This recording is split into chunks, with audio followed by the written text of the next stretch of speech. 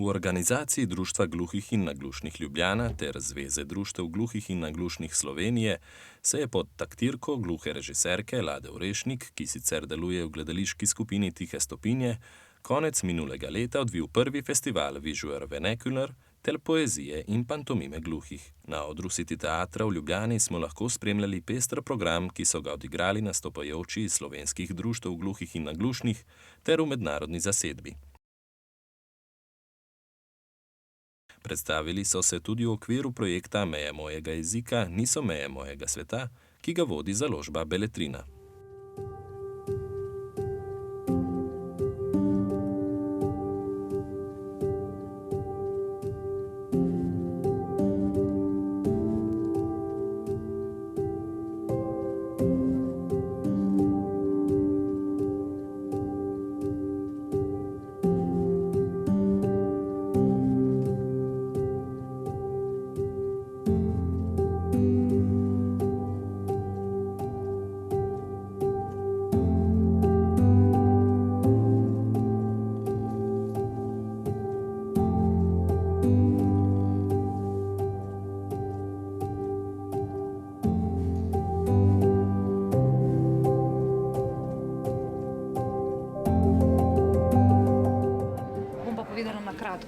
Želela sem samo festival VV narediti. Zaradi VV bi premalo prišlo ljudi, ne bilo strah, kaj ne naredim. Zato sem vključila poezijo, pantomimo in VV skupaj. To pomeni, da bo več udeležencev prišlo, več. Zakaj? Ker sem gledala v Remsu festivalu, tam je res vsi samo bili posvečeni VV-ju, gledališče, pantomimo so pustili, ni bilo, gluhi so hoteli gledati samo VV in je bila kolona tam.